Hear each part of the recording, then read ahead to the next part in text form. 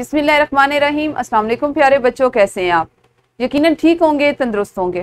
प्यारे बच्चों, आप जानते हैं हम पढ़ रहे हैं उर्दू और जमात है हमारी पंजम। इसमें हमने अपने जिस सबक को आज जारी रखना है या अगले हिस्से में पढ़ना है वो है सबक नंबर 8.3, जिसका उन्वान है पाक सर जमीन शाद बात। आपके आज के सबक के हासिलात ताल्लुम कुछ इस तरह है। आज आप सीखेंगे स्कूलों के माबैन तकरीरी मुकाबलों में हिस्सा ले सकें, अपनी मालूमात को इस्तेमाल करते हुए मुआशरती और इखलाकी गुफ्तगू कर सकें। बहुत अहम है दूसरा हासिल ताल्लुम जिस पे आप काम करेंगे, जिसके मुतालिक आप सीखेंगे। लेकिन उससे पहले हम बात करेंगे सबक के इस्लामी नुक्ते नज़र पर। अलबिर्रु हुस्नुल खुल्क, नेकी हुस्न इखलाक का नाम है। सही मुस्लिम से ये हदीस ली गई है, 2553 है हदीस का नंबर, जिसमें आपको बताया गया है कि नेकी हुस्न इखलाक का नाम है। किसी के साथ अच्छे अखलाक से बात करना भी नेकी है। आप सोचें कि इस्लाम किस कदर वसी मजहब है, किस कदर वसअत है इसमें कि छोटे छोटे अमल पर, छोटी छोटी बात पर नेकियां रखी गई हैं। देखें, हर इंसान अपनी बात को दूसरों तक पहुंचाता है अल्फाज के जरिए। अगर आप उन अल्फाज में मिठास रखें, अपना इखलाक अच्छा रखें, उसने इखलाक से बात करें, तो इस पर भी नेकी है, इसको भी नेकी का दर्जा दिया गया है। तो हमें हर हाल में अल्लाह ताला का शुक्रगुजार होना चाहिए, उसका शुक्र अदा करना चाहिए कि उसने हमें इस दुनिया की मुख्तसर सी जिंदगी में इस कदर नेकियां समेटने का मौका दिया। हमारा हर कॉल, हर फेल, एक एक बात, उससे मुतल्लिका एक एक काम जो है वो नेकी लिए हुए, और हमें कोशिश करनी चाहिए कि हम इस तरह से नेकियां समेटें। हम जल्दी से दोहराई करेंगे और दोहराई में आपने बताना है कि खत लिखते हुए हमें किन बातों का ख्याल रखना चाहिए। मुझे उम्मीद है आप सब बच्चे इसका जवाब देंगे, क्योंकि हमने कल इस पे बहुत ज्यादा बात की और इसकी बहुत ज्यादा मशक की। तो वीडियो को रोकिए और दोहराई कीजिए। यकीनन आप सब ने दोहराई कर ली होगी। देखते हैं कि पढ़ने से पहले का ऐसा कौन सा काम है। अब आप में से जो ये हासिल ताल्लुम है, वैसे तो ये बहुत कम बच्चों को पसंद होता है, लेकिन हमारी कोशिश क्या है कि हम आप सब बच्चों को इस काबिल बनाएं कि आप सब में तकरीर करने का फन जो है आप उसको सीख सकें और आपको तकरीर करना अच्छा लगे। सबसे पहले हम उस मौजू पे बाद में जाएंगे। पहले आप ये बताइए कि आप में से तकरीर करना किस किस को अच्छा लगता है, और दूसरा कि क्या आपने कभी किसी की तकरीर सुनी है, तकरीर सुनना आपको कैसा लगता है। दो अलग अलग काम है। आपने वीडियो को रोकना है और अपनी जाती राय से अपनी मौलिमा को आगाह करना है। जी, यकीनन हर बच्चे ने अपने नुक्ता नजर से अपनी मौलिमा को आगाह किया होगा, और मुझे उम्मीद है कि असातिज़ा कराम इन बातों को बुनियाद बनाते हुए बच्चों की बेहतरीन रहनुमाई कर सकते हैं। कुछ बच्चे ऐसे हैं जिन्हें तकरीर करना बहुत पसंद होता है। मैं अगर आपको मिसाल दूं तो मुझे, मेरी जो बेटी है उसको तकरीर करना बहुत अच्छा लगता है। ये एक फन है जो खुदादाद होता है, अल्लाह की तरफ से आप में होता है। लेकिन हमें, या जैसे बच्चों के वालिदैन होते हैं, असातिज़ा कराम होते हैं, वो उसमें मजीद निखार ला सकते हैं। कुछ बच्चे ऐसे होते हैं जिनको तकरीर करना पसंद नहीं होता। उसकी वजह ये होती है कि वो ज़रा लोगों का सामना करने से झिझकते हैं।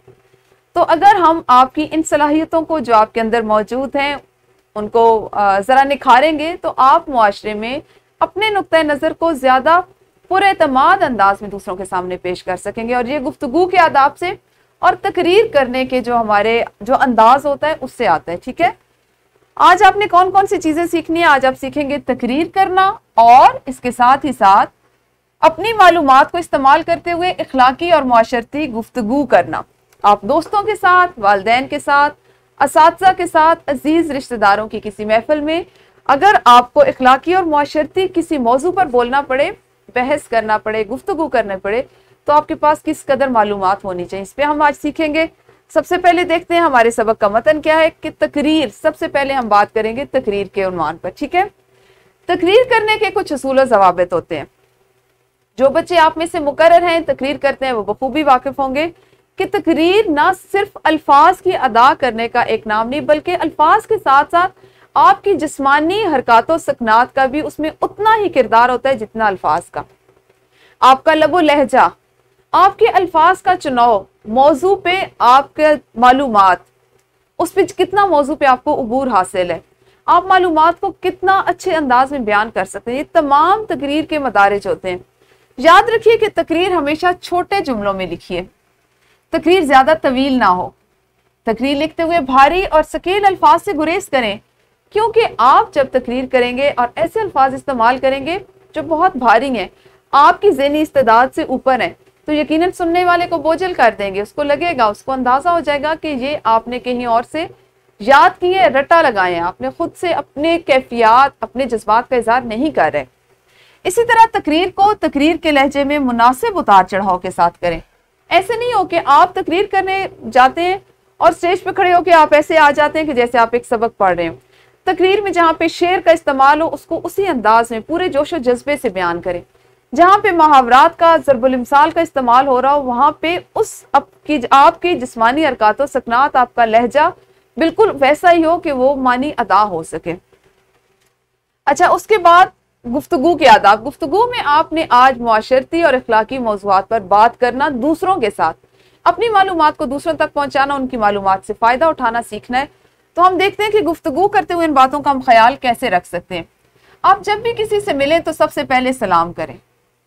एक यकीनी सी बात है, आप सब इससे वाकिफ हैं, याद दहानी ज़रूरी है। बात करते हुए बहुत आहिस्ता बोलें, ना बहुत तेज। यानी आपका लबो लहजा, आपकी आवाज इतनी मुतनासिब हो कि सुनने वाले उसको सुन सके, समझ सके। बात करते हुए इस बात का ख्याल रखें कि आप किसके साथ बात कर रहे हैं। यानी बड़े छोटे का अदब और लिहाज रखना बहुत जरूरी है। बड़ों के साथ बात करते हुए उनके अदब का ख्याल रखें। हमेशा सच बोलें। आप मौजू और मौका की मुनासबत से गुफ्तगू करें। ऐसा ना हो कि कहीं पे किसी बहुत संजीदा मौजू पे बात हो रही हो तो आप वहां पे ठट्ठे, हंसी मजाक वाले जुमले बोल रहे हैं। हमेशा इन चीजों का ख्याल रखें, क्योंकि अब आप माशाल्लाह बड़े हो चुके हैं, जमात पंजम में पहुंच चुके हैं, तो आप में इतनी काबिलियत हो, इतनी सलाहियत हो कि आप मौका की मुनासबत से गुफ्तगू में हिस्सा ले सके। अगर किसी मौजू के मुतालिक आपके पास मालूमात नहीं है तो खामखा इधर उधर की बातें ना करें। बज़िद ना हो जाए कि आपकी बात सुनी जाए, उसको माना जाए, बल्कि ऐसे मौके पर बेहतर है खामोशी इख्तियार करें और दूसरों के इल्म से, दूसरों की मालूमात से फायदा उठाइए। अपने दोस्तों के साथ गुफ्तगू करते हुए इखलाकी और मुआशरती मौज़ूआत पर जरूर बात करें। प्यारे बच्चों, यहाँ पे एक बात जो मैं आपको बताना चाहूंगी, इंसान अपने मुआशरे से सीखता है, अपने इर्द गिर्द के माहौल से सीखता है, अपने साथियों से सीखते हैं। आप जिस कदर अपने हम उम्र साथियों से सीखते हैं, किसी और से नहीं सीख सकते, क्योंकि आपकी ज़हनी इस्तेदाद एक जैसी होती है, थोड़े बहुत फ़र्क के साथ। आप एक मुआशरे में एक ही तरह के मसाइल, हालात का सामना कर रहे होते हैं। यहाँ पे ज़रूरी बात क्या है, आप जब दोस्ती करते हैं, दोस्त बनाते हैं, तो आप में इतनी सलाहियत हो कि आप उन लड़कों से, उन बच्चों से दोस्ती करें, बच्चियों उन बच्चियों से दोस्ती करें जो उनके जैसी हों, जो उनको किसी भी तरह की मनफी सोच, मनफी बातों में ना शामिल करें, बल्कि एक मुआशरे के मुस्बत किरदार के तौर पर वो लोग सामने आए और ऐसी गुफ्तगू हो जो हमारे मुआशरे के लिए, हमारे मुल्क के लिए फ़ायदेमंद हो। जब आप इखलाकी और माशरती मौज़ूआत की बात करते हैं तो हम सफाई की सूरत हाल पर बात कर सकते हैं। कोशिश करें ऐसे किसी मौजू का इंतखाब ना करें जो आपके दरमियान शदीद किस्म की तनकीद का या इख्तिलाफ राय का बायस बने। मस्जिद में जाते हैं तो आप बताएं कि आप मस्जिद में जाके वहाँ किस तरह वक्त गुजारा जा सकते हैं, और मस्जिद के आदाब अपने दोस्तों से बताएं कि आप जाते हैं, आप किन आदाब का ख्याल रखते हैं। आपका दोस्त आपको बताए कि वो मस्जिद जाता है तो वो कौन कौन से आदाब का ख्याल रखते हैं। ये और इस तरह की बहुत सी चीज़ें हैं जो हमारी मुआशरे से मुतल्लिक है, हमारी अखलाकियात से मुतल्लिक है, हमें इन पर बात करनी चाहिए। असातिज़ा कराम को यहाँ मैं ये मशवरा ज़रूर दूंगी कि आप हफ्ते में एक अपना उर्दू का एक पीरियड ज़रूर ऐसा रखें जिसमें बच्चों को इस तरह की सरगर्मियाँ करने का मौका दें, उनकी सरबराही करें, उनके साथ शामिल हों, उनकी रहनुमाई करें कि किस तरह के मौज़ूआत पे वो बात करें, उनका नुक्ता नज़र सुने, अपने नुक्ता नज़र से आगाह करें। जहाँ पे बच्चों को इस्लाह की ज़रूरत है उनकी इस्लाह करें, क्योंकि इस वक्त ये बच्चे हमारे पास एक अमानत है और हमने उनको अच्छी तरह से उनकी इस तरह से रहनुमाई करनी है कि वो एक मुफीद पाकिस्तानी शहरी बने।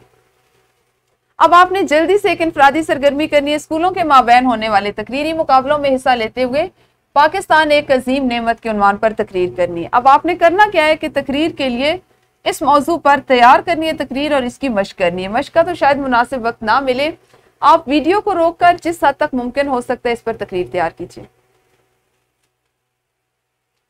जी यकीनन सबने इनफरादी सरगर्मी कर ली होगी। देखते हैं हमारी ग्रोही सरगर्मी क्या है।